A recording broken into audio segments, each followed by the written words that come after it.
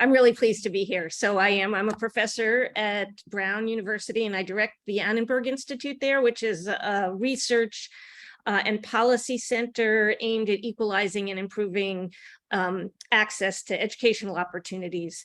In keeping with that, during the pandemic, we were looking for what the research told us about the most effective approaches for helping students re-engage in school and improving their well-being as well as their kind of academic learning. And tutoring really emerged, as you were saying, as by far the most promising approach. And as a result, we started something called the National Student Support Accelerator, which aims to take that research and turn it into tools and lessons that we can really use to implement tutoring well. And then because we're a research institute too, we're also working on research to improve the implementation of tutoring, to make tutoring more effective and cost effective. And so I think I'm here because I've been thinking about tutoring pretty much nonstop for the past 2 years, and I'm really looking forward to the conversation. So thanks for having me. Absolutely. Thank you so much. Thank you both for spending time with us today. And thank you all for coming and being a part of this live webinar, those tuning in and those who are tuning in to our recording at home. But we're going to go ahead and get started, and we're going to launch our first poll question. And so with this poll question, you're going to see this poll pop up on your screen here. Which statement best reflects the role of high-dose tutoring in your school or district? And is it integral, being considered but not launched, or not an option, or never considered here? We'll give you a few seconds to vote and make sure we're all aligned. It's definitely a new and growing method designed to help students recover from learning loss. Unlike traditional tutoring, high-dose tutoring is meant to provide more personalized instruction via one-on-one tutoring or in small groups. So we're curious to hear what you guys are thinking out there. It's definitely more frequent, with meetings at least 3 times a week, or with 50 hours with students per semester. So it's definitely a more intense tutoring experience than what we're experiencing or what we might know of tutoring in the past. And there we go. Let's see those results. It looks like we've got kind of a mix of results here, with most of us saying that we've got high-dose tutoring as an integral part of our intervention, being considered, but we don't quite have those quite tight plans yet, or that it has not been considered. So we've got nobody saying that it has just been considered but not decided. So thank you for giving us that feedback on kind of where we're at currently in our high-dose tutoring and what we kind of know about that. So from here, let's take a look then at what we've experienced. And we're going to start, Susanna, with you and kind of asking about what your experience here with prevalent high-dose tutoring programs across the country. Are you seeing more and more high-dose tutoring programs getting introduced and implemented across organizations and districts across the country? Yeah, we're seeing really quite impressive uptake of what we're actually calling it high impact tutoring and instead of high dosage tutoring. And we just do that because it really takes more than dosage to make tutoring effective in the way we've seen it be effective in the research. So you need to, it's relationship based. So you need to really have a consistent tutor who's supported, and they usually get supported by coaching and by materials and data and things that can really help them to target each student needs. So how prevalent are these programs? Many of them actually, or at least some of them, predate COVID, such as the ones run by Reading Corps. And there are other ones as well, like Saga. Reading Corps has been doing it for almost 20 years and will serve about 35,000 students this year. Since COVID and the influx of federal education dollars, we're seeing an increasing number of districts. A recent analysis by Future Ed, I don't know if you saw this one, it's somewhat in keeping with what our poll said. It finds that more than 40% of districts, including 2/3 of the nation's largest districts, are planning to implement some kind of tutoring this year. So really the uptake has been exceptional in response to the pandemic. Awesome. And have you seen then that there's patterns maybe in geographically or by age group where you find that this high impact or high dosage tutoring is becoming a strong intervention strategy or a choice for really leaning into that student's learning? Yeah, I mean, I think what's exciting about the research is it really shows that it can be effective across grade levels and across subject areas. So I think there are lots of areas that it could be effective. There are areas that districts are concentrating on. So if you take a look at Texas, for example, state policy can be very powerful in influencing where districts focus. So there you've got HB 4545, which requires 30 hours of accelerated learning. So basically high impact tutoring for every subject area where 3rd through 8th grade students didn't pass the state assessment. So there you really have a focus on math and English language arts in grades 3 through 8. Overall, I think we're seeing increased tutoring in 2 transition areas the most. One is early reading, because reading is just so important. So you've got a lot of districts that are focusing on K1 and 2 reading. And then you have a bunch in pre-algebra and algebra, because that's so important for high school graduation and high school success. So I think you've got both when there's the state influence, you've got the tested grades and subjects, you've got to focus in the more open areas on these 2 areas of early reading and middle grades math. And that being said, there are districts, for example, who are really focused on multi-language learners or students who require credit recovery. So what's kind of nice about this is it can be used to address the goals of the district, and really has been, where it's been studied, it's been shown to be effective across the board. Thank you. Thank you. It sounds like, again, there's lots of need for the high impact tutoring, but we're seeing early reading and kind of those transitional pieces as being high needs and areas that preferred intervention strategy. Awesome. Ryan, question for you then. Boys and Girls Clubs have a long history of serving as a community resource that supports children through a variety of initiatives, including tutoring. Over the past several years of disruptive learning, what have you observed about the students that you serve? Yeah, absolutely. I mean, as we all know, the studies and data have shown that those that are economically disadvantaged, those students who come from minority communities, are disproportionately impacted academically from the pandemic. A lot of those things just were exacerbated. And so we really pivoted and partnered with a private foundation from the former governor of the state of Tennessee, and formed what was called Tennessee Tutoring Corps. And out of that, we took college students that were home due to the pandemic and onboarded them, brought them in to teach really the last 6 weeks of the academic year that had not been been able to happen due to the pandemic. And so we did high dosage, small group tutoring.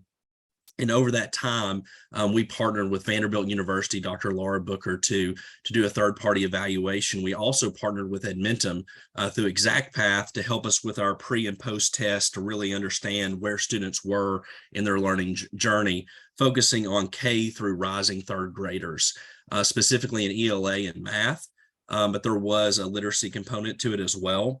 And what we found through the third-party evaluation, for example, in math, students moved from the 29th percentile to the 39th percentile over a 7-week period, which was equivalent to 6 to 7 months of traditional academic classroom instruction. And so we were super pumped by that.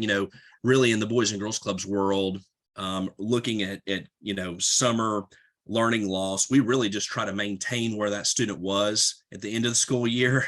And then we feel like we've won if we get them to the next school year not having loss any of that attainment, but to actually move them forward on the percentile in both subject matters, but it was definitely bigger in math, was just huge, we thought. And actually from this, talking more specifically to our group here today, Tennessee Department of Education saw this great work, and they created what is called TN All Core, which is a program where LEAs, local school districts, can apply for grant funds to help run summer tutoring programs. Theirs is a little larger group than ours were. So ours, typically we tried to keep to 5 students or fewer per tutor. And theirs aren't quite the traditional classroom, but a little bit larger groups. But still, they've been seeing some tremendous growth in student attainment through that program as well. Fantastic. I mean, we as educators are used to learning loss, right? We see learning loss happen, summer slide happen, but the pandemic has brought upon learning loss like no other that we've seen. So I'm so glad that you guys are finding some strategies that have really helped in this high dose tutoring. This high impact tutoring is definitely one of them. So how are you seeing your students as they're preparing and being ready for this coming academic year? Yeah, I mean, I'll go ahead and start there. You know, it's still a challenge. I mean, I think most of our students are really still behind where they should be. But I think that we're moving leaps and bounds from lessons learned. You know, one of the things that was brought up you know, in the discussion earlier, that sense of connection, that sense of belonging, that's something that Boys and Girls Clubs, we pride ourselves on. Our staff, typically, that, you know, you have the same staff member when you're a kindergartner through, you know, a fifth grader. And so there's no transition there, that relationship's built. And we really tried to build the Tennessee Tutoring Corps on the very same thing, where it was a consistent individual. Our data shows that after that, 85% of the tutors reported that they built meaningful relationships with the students that they were tutoring. And I think that that's huge because of all of the compounded, you know, trauma, you know, SEL, you know, social emotional stress of our caregivers, our students, their families during this time. You know, sometimes, unfortunately, learning is put to the back burner. It's like, I just need to survive through the day. And so, you know, what we've really worked is try to remove all of those other barriers and provide some academic enrichment so that when a student goes to school, they've been fed, they're mentally enriched, and they have all of the wraparound services so that hopefully they can focus as much as possible on what's going on in the school setting. And then we work with LEAs to understand where that student is, so when they come into our facilities, we can build on the school day. Awesome. Thank you. And so when you're preparing these students for the school year, any top priorities that you consider with, you know, and what initiatives you can offer within the Boys and Girls Clubs to support students' academic success? Yeah, I mean, I think it was said earlier, you know, what all of us know around early literacy, needing to read on grade level by third grade. I mean, I think we've always been in that space, but we're a lot more intentional and really pushing that. So many things, as everyone knows, is tied to early literacy. And so we think that it's a game changer. And quite frankly, that's going to be one of our biggest focuses moving forward, as we see that as a great need. Right. Can I just follow up on one thing? Absolutely, Susanna, please. Said I just agree so much with what you're saying. I think one of the interesting things is that I've learned from this is we've often thought about mentoring as something that's different from tutoring, but really it's so powerful together. And I think the reason that it's so powerful together is because the successes that the students achieve in tutoring with this strong relationship that they've built really helps to engage them in school. So you've got this kind of mentoring going on. You've got an adult that they can celebrate successes with, but the successes they're celebrating are academic successes so that they can really see themselves as a student. So it's a really nice combination, this high impact tutoring versus the kind that's just more homework help tutoring. Absolutely. And one word that I just keep hearing from both of you, and it's such a word near and dear to my heart, and I'm sure we've got tons of people in the audience that as leaders feel the same way: relationships. They're crucial. It's what ties, it's the bind that ties, right? So thank you so much. I'm so excited to learn more about what you both have seen and experienced with these programs. But I'm sure a lot of people here with us are thinking about the imminent challenges in implementation. So I want to launch our next poll question. It's one thing to talk about all the great ways, you know, that high dosage tutoring can have impact, but let's talk about, you know, what these challenges are to actually implement such a program. So here's our second poll question. What is or could be the biggest challenge to implementation of a high dose tutoring program in your school or district? And so we've got the cost of the overall program, adequate staffing of the program, time required to integrate that program into the school day. Gosh, time is such a valuable resource in districts and schools. And then finally, scaling the program to meet subject and grade level priorities. So again, we'll give participants a couple seconds here to answer that question.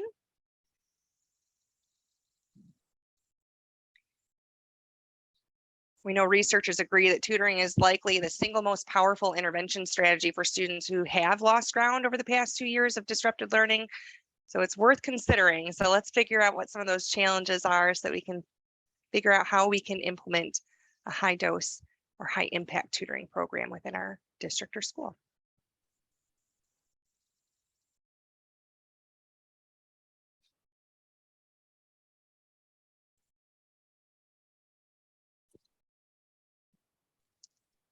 All right, here come those results. All right, so we've got the majority of people are saying that it's adequate staffing of the program, which, you know, we're in a stage right now where it's a mass exodus kind of everywhere. So that is a concern, and teacher retention obviously is a huge concern. So adequate staffing, we see kind of equal parts here for time required to integrate the program into the school day and scaling the program to meet those subject and grade level requirements. Cost is a concern for some participants out there, but not the #1 concern. So thank you so much for those of you who participated in that poll to give us that insight. We know that high dose tutoring seems to work for a range of subjects and grade levels, which is why education researchers say any district that can afford to begin robust tutoring programs should do that. But these programs come with a high price tag, primarily from hiring and training tutors, retaining your staff that needs to be there to run the program. And one study of a Chicago high dose math tutoring program found that it can cost on the order of about $3,800 a student over a school year. So Susanna, what would you say about the barriers or challenges that districts are likely to face as they plan a high dose tutoring program? So we've been working with a dozen districts across the country studying their implementation. And so I think I'm a little in the weeds, but I think the two that you're going to find like initially are background checks and procurement, you know, that they're these short-term organizational barriers that you just have to realize, you have to figure out a system and get it done. I don't think those are going to be long-term issues at all, but just like don't go in and not think that that's going to take a little time, because it really does take some time. But aside from that, I mean, we have the kind of most different labor market that we've had ever, I think. And so it is really hard, I think, on the recruitment side to get tutors, but it's also possible. And I actually see this, we may talk about silver linings later, but I also see this, if we can do it well, as a silver lining, because I do think that there are great opportunities to diversify your workforce of educators in the school and do lots of good things for students if you think about the staffing really carefully. There are lots of districts, for example, that are working with their local colleges to bring college students in, sometimes particularly for early reading from their teacher preparation programs, but even in for high school math through the engineering schools or math departments in their universities. There's lots of opportunities, and that way you have students who have gone often from the district into university come back and work with students, and so you're getting a much more connection to the community, and again, this relationship. So I think that if we can establish these pathways, it's going to be really good for districts in the long run. There are a number of states that are doing things as well, North Carolina and Tennessee, that are basically tutoring core that can help with tutoring, get tutors to districts who need them.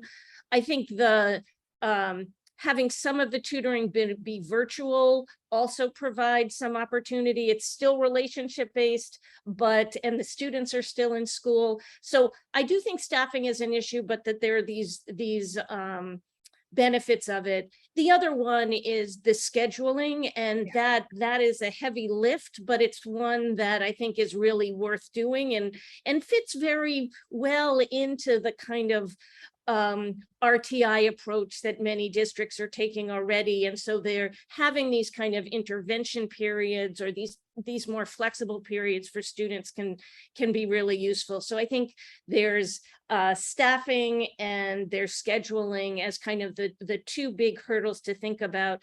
I do think there may be potential to use kind of before school, after school, summertime, but mostly in places that really can have good data systems, because when students aren't in school, you may easily lose the students who need the tutoring or could benefit from tutoring the most. So you want to make sure that you're tracking which students are getting access to it, so that it really is an equity enhancing program, instead of what you're likely to do if you get a kind of opt-in programs. You get opt-in from students who are engaged, who like this, and that's a wonderful thing too. But really, if you want to improve the equity and reach the students who could use it the most, it either needs to be in school or really well monitored. Absolutely. Thank you. All right. So you've pointed out there are a few factors for, schools and districts to consider, from staffing to the scheduling. Are we also making sure that we're giving equal access to our students? Anything else that they should think about or consider as they're planning and implementation, or they're thinking about scaling their tutoring programs? Yeah, so I mean, as in most big changes, I would make it a collaborative effort. Yeah. So it works best when educators and parents and district leadership, really all the stakeholders, understand its value and what it takes to make it be successful. So I would think about making it collaborative and think carefully about all the people who could really be supportive of the program. The second is that I would think about building it for the long term. I mean, we do really have this intense need right now, but we all know we've had really intensive needs for a very long time, even before the pandemic. And this is really the only way we know to accelerate students' learning. And of course, we need great classrooms with great curriculum and teachers who are fully supported. But this kind of intervention or support is really the only way we know for students, individual students, to accelerate. So I think it's something that we could benefit from having in the system for the long run. So think about that, establishing the systems that can be clear, like we were talking about, establishing pathways of tutoring, build the tutors as part of your staff of educators. And then the last thing is, just because you want it in the long term, you want it to be high quality, and it takes a lot of effort in some ways to make it high quality. I would consider starting small, seeing how it works, and then building from there to reach more and more students. Think of which students right now you really want to reach. How can you do that best, and build it out? Fantastic. I can't, from my own experience, can't relay enough the importance of collaboration. Again, there's those relationships, pulling in all the necessary stakeholders to have voice, and then also starting small when you're building a new system or a plan. You have that pilot group, have that core central that you can kind of build from and expand. So fantastic. Thank you, Susanna. The state of Tennessee, Ryan, has worked to come up with a creative implementation strategy for this problem. And in May of 2020, the former governor of Tennessee, along with the Bill and Chrissy Haslam Foundation, unveiled a newly named Tennessee Tutoring Corp. And this initiative was designed to help K-6 students catch up on content that they missed due to lost time in the classroom, as well as employ college students whose plans for the summer internships were abruptly canceled due to the pandemic. So teaming up with the Boys and Girls Club and other youth serving organizations, the Tennessee Tutoring Corp embarked on a pilot program to evaluate high-dose tutoring as a solution to help students catch up and to explore the scalability of this model in other states. They began with a vision to recruit college students to offer in-person tutoring to as many as 5,000 students who entered kindergarten through 6th grade in the fall of 2021. Ryan, can you tell us a little bit about how you were involved with this initiative? Yeah, so actually, the foundation first went to the State Department of Education and asked if LEAs would be interested in running this program, and not to knock on LEAs across the state of Tennessee, because we have a lot of great ones, but they said no thanks. And so they then said, all right, well, community-based organizations. And so Boys and Girls Clubs, we stepped up.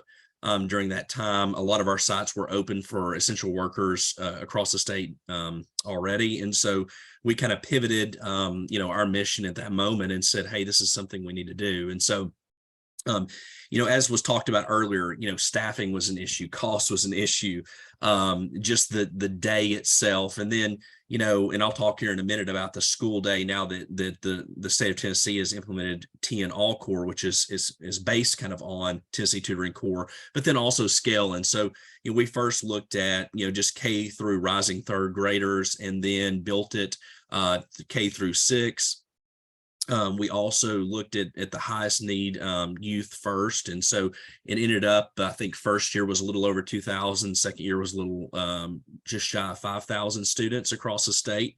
So, lessons learned throughout that. And, as was mentioned earlier, basic things like no one can enter our sites without first going through a background check, and criminal history check. And so, we pivoted very quickly over about a 4-week period after recruiting students across the state. And these were college age students that had a 3-point GPA or higher, that were back home due to the pandemic. And there were students from even Brown University, from USC, NYU, Northwestern, some really highly prestigious universities, but also all across the state of Tennessee, state schools, including some really prestigious ones, including Vanderbilt. And they were home in their community saying, what can we do? Kind of stuck here. And it was almost a call to action, almost like AmeriCorps type deal, where they would get a stipend over that 7-week period. We had to onboard them, get the background checks, all of that stuff over about a 4-week period. Professional development training was highly important for us to ensure, fidelity of the program and that things would be ran, perfectly.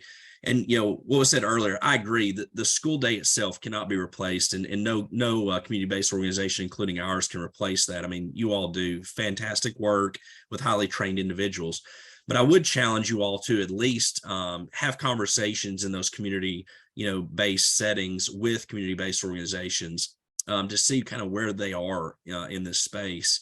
And if they have the ability to track data and align with your all state standards in a way, because the school day itself, teachers are being asked to do more and more and more every single day. And I have lots of friends who are educators and who are vice principals and principals, and they say, goodness gracious, the state keeps throwing money at us and asks us to do one more thing, and we're up to the task, but eventually our bandwidth is going to be, hey, we can't do anything else. And so they're thankful for organizations like ours coming alongside them to be aligned with their mission. In the state of Tennessee, teachers are evaluated on student performance. And so what better way to ensure your student is going to perform well is that they're educated inside your classroom, but you also know where they're going before or after school, and that they're getting the exact same aligned enrichment that's taking place during the school day. And so that's really what we try to do, is just help build on what our teachers are doing. And the Tennessee Tutoring Corps was a great example of that. And, we've continued to learn from that. One of the biggest things I will say on that connectiveness that we learned in the first year. So if you look at those that signed up, they were predominantly, obviously well-educated students, but they were also predominantly white. And so 66% were white, 20% were Black, 7 Hispanic, and 6 Asian. That doesn't quite reflect the students that we typically serve across the state inside of Boys and Girls Clubs. And so talking about that connection, sometimes it can be just that simple as, are you from my community, where I'm from? Do you know the experiences that I've gone through? And so we tried to be really intentional in the second year of, when partnering up tutors with those small groups, that was someone that had some sort of connection to that community. So there was an easier relationship. There was less time of having to kind of fill each other out versus knowing the intentions were good and that the person was there to help. Again, coming back to that relationship, right? And you're just giving them an extra layer there to build that trust off of. And so, yeah, making sure that you've got, the tutors that can really represent and build relationships with the students is definitely important. So what has been the impact on student readiness and learning support that they received? Yeah, so I think I kind of spooled it earlier, but we had the biggest movement in math, which was the 29th percentile to 39th percentile in our first year.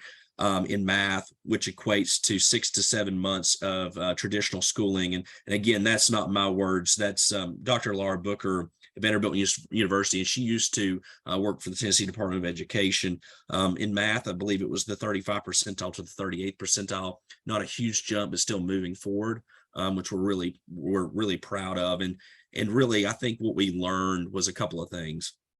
One, and not just saying because I'm on here because with Edmentum, but Exact Path allowed that assessment pre and post of the student in a very controlled setting, and to implement in a way that really allowed the tutor, but also our staff, to really understand where that student was in their learning journey, so that they could be paired with like-minded individuals in their small groups. So you didn't have a small group where, there's a student who's already attained that level, whether it be math, second grade math, and they're able to answer all of the questions in that small group setting. Everybody was kind of on the same level. So therefore the tutor could then adjust their handouts and their instruction based on where students were, to meet them where they were, and then to build everybody back up to grade level, or to proceed on, whatever the case may be. And so we felt like that tool was extremely important. And then also what we learned is that literacy needs to be a larger component of our tutoring. So that's probably two of the biggest takeaways. Awesome. Thank you. And then from those takeaways too, and from your experience, do you think it's a model that could be pretty scalable for other states as well? Absolutely, yeah, and that's where the Tennessee Department of Education, they came to us and said, what are some lessons learned, and I'll tell you this. When I first talked to them, they said, you guys do great work outside of school, but we think this is just going to be ran inside the school setting. And that lasted for about 6 months. And then they then offered a grant program to out of school time providers to say, hey, you know what? You guys already have a group of students who meet a tremendous need across the state. Instead of removing them from their support systems, how about we come to y'all?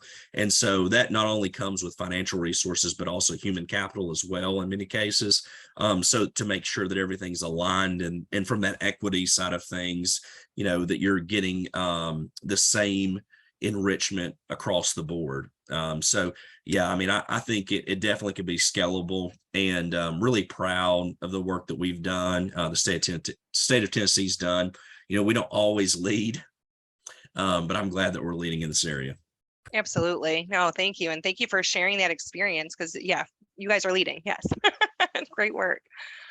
So learning about this solution and the way it affected not just the students, but their tutors really shows the value of these kinds of connections, right? These relationships. And that leads me to our next poll question. One-on-one tutoring has sometimes been referred to as the original personalized learning. What factor do you think has the greatest impact on effectiveness? And so our polling audience out there is figuring out, is it the relationship between the learner and the tutor, the focus on the specific learning needs of the student, the frequency of the tutoring, or the intensity of the tutoring over time? I have an idea of how we might respond, those of us on the panel, but there's some good choices there.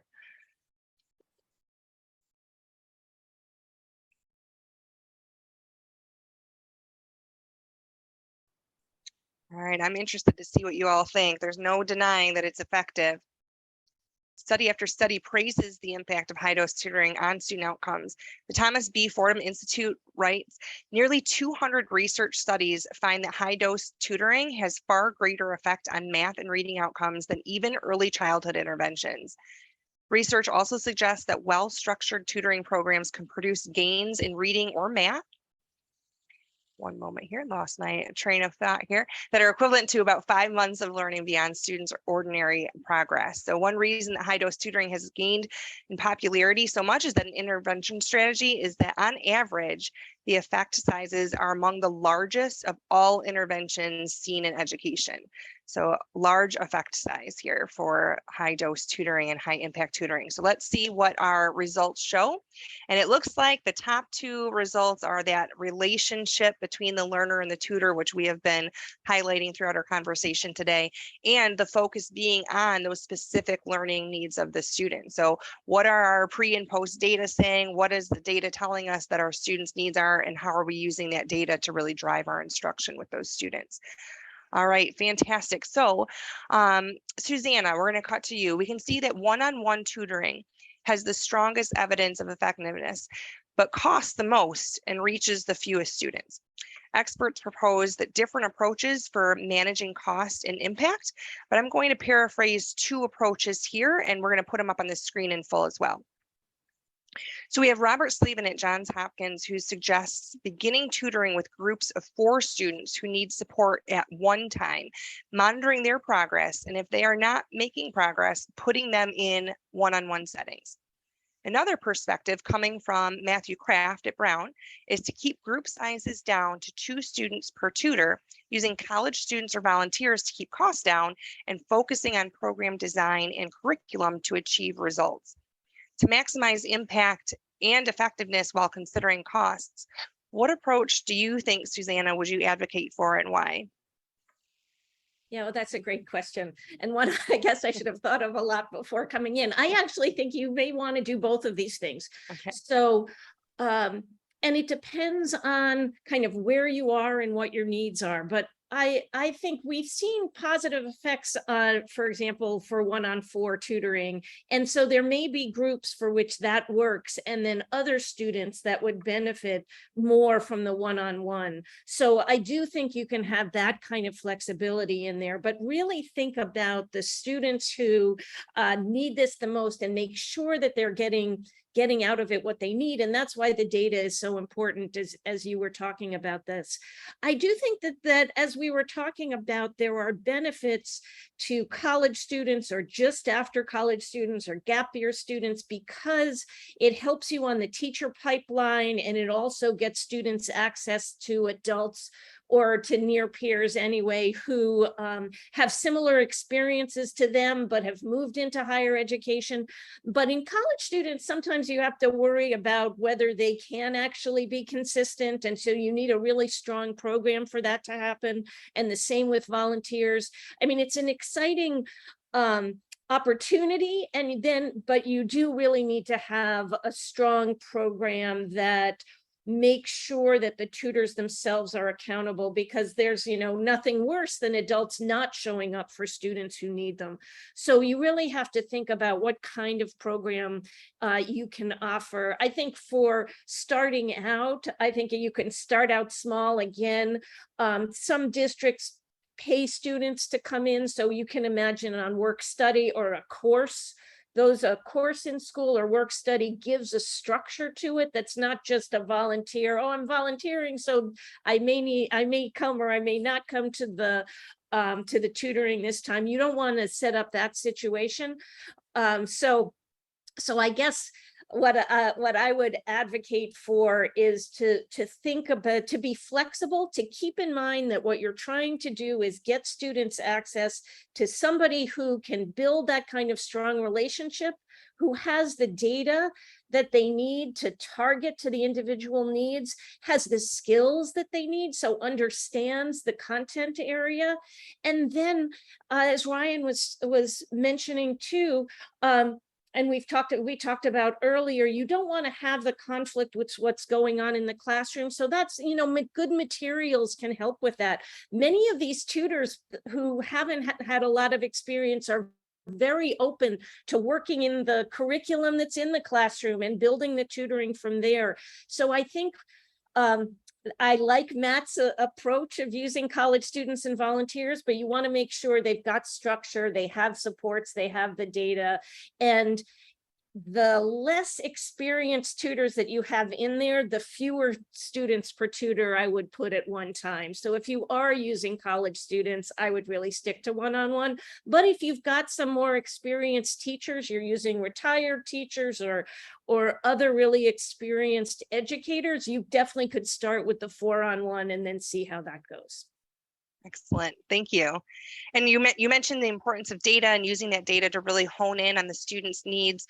You know, research does suggest that tutoring must be well coordinated with that classroom teaching and understanding the needs of each individual student.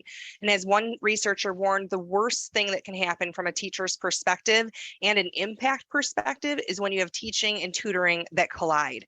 And so, Ryan, how do the Boys and Girls Clubs coordinate with local schools and teachers to make sure we're maximizing the impact of that tutoring?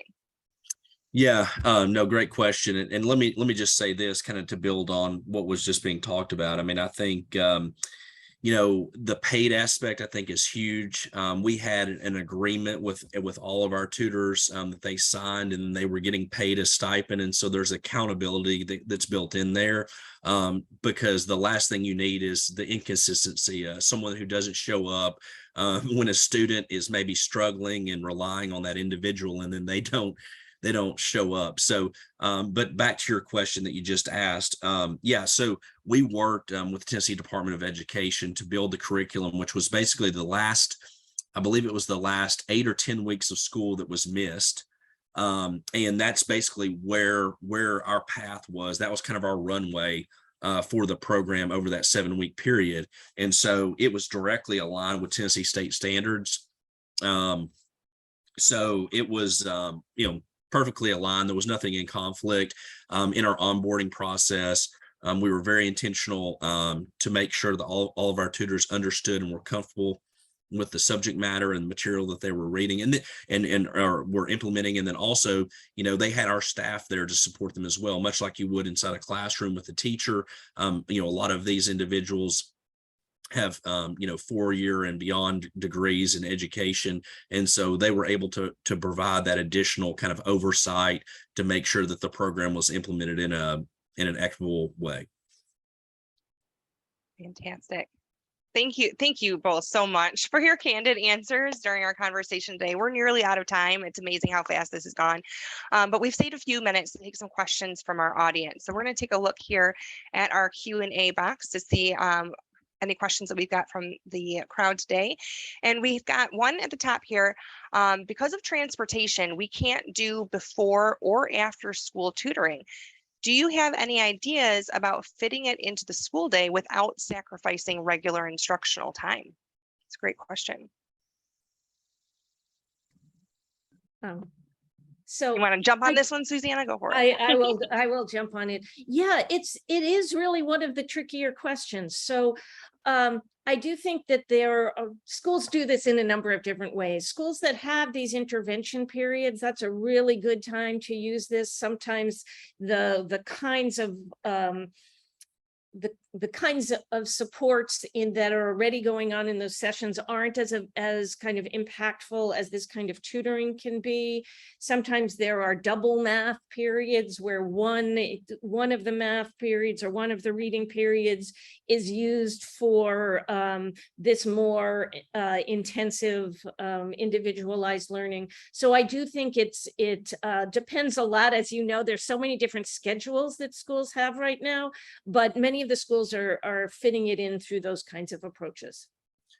I'll answer the question by not really answering it. I will say, you know, we have a lot of Boys and Girls Clubs that are based inside school sites, so transportation isn't an issue for us either. I know that means potentially extending the school day, and that may be a no-no or a non-starter for some LEAs. But I think if you already have the students on site, you know, to just think outside the box and potentially, you know, whether that's a 30-minute or an hour window after school that's extending the day, particularly for those students who need it the most. We've got one other question that came in too, so I want to throw that out there as well. Do any HIT programs, HIT programs, hire program coordinators to oversee recruitment of tutors, like data input and transitioning of students? Most definitely. It's really important to have someone who is overseeing the program and providing, not only hiring the tutors, but really providing supports for them, because they can really grow and be kind of more effective over time if they have those kinds of supports. So yes, there definitely needs to be a person in the schools to do this. Completely agree. And then finally, I think this is our last question that we're able to kind of get to today. And for those who are really thinking, all right, I hear the high dosage tutoring is important. I hear high impact tutoring is important. How do we structure a program or a protocol for tutoring? What is the time spent? How do I kind of organize that time? Is any kind of words of wisdom there? Well, of course, it's going to depend on the age of the student that you're working with, but we have a website that I'll just advertise here called the studentsupportaccelerator.org.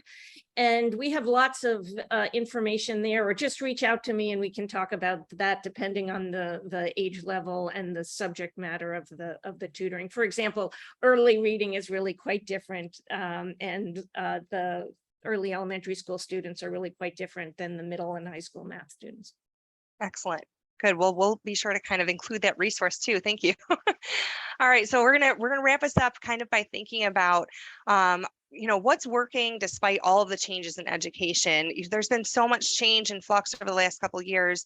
What are some silver linings that you see in the future of education? Susanna, let's start with you. Okay, so I may have just completely drunk the Kool-Aid, but I really feel like all students need supports from time to time. And one of our great inequalities of educational opportunities is that students from higher income families have had access to the kinds of relationships that we've talked about that focus on their academic needs and help them get over that hump, really re-engage in school. And so what I think is the silver lining here is that we're realizing that we can address some of the kind of deep inequalities that we've had in our system through a very successful approach. If we put our mind to it, if we put the investment in, we can kind of shift our system to get more of this individualized attention to students. And so I think it's going to have a silver lining if we can work right now to really embed it in schools, because so many students need this. It just seems kind of obvious. So I believe there'll be a silver lining to this. Thank you. And Ryan? Yeah, I mean, I'm optimistic as well. First, I just want to say thank you to everyone who joined and just for what you do on a day-to-day basis. And yeah, I think it's that social capital aspect. I think a lot of students who go to, who live in the nice part of town, that go to, the nicer, schools that are zoned for those areas. A lot of data shows, at least here in where I live in East Tennessee, 80% of those students have some sort of academic enrichment outside the school setting. And so if we can provide that same type of academic enrichment inside the school setting, to kind of level the playing field for all students, I think what they'll be able to achieve will just be amazing stuff. And so when equal access is there and we hold students to higher standards, I think that we'll be on the right path. And I know each of y'all are working towards that every day, and just want to say thank you. Thank you. Some of the things that really resonated with me most, the relationships, obviously, that we're building with our students. But like you said, Susanna, like we know that individualized instruction and this kind of high impact tutoring of students has the kind of ability to really move the mountain. And we're seeing it more now than ever in this time of education. So thank you for all of you who tuned in today to be a part of this experience and a part of this conversation. Thank you to Ryan and Susanna for really sharing your experience and for taking time out of your day to be here. And thank you to all of our viewers, both watching live right now and for tuning in and watching the recording. We really appreciate your time, the hard work that you do each and every day, and for joining us today. So we'll see you soon. Thank you. Thank you.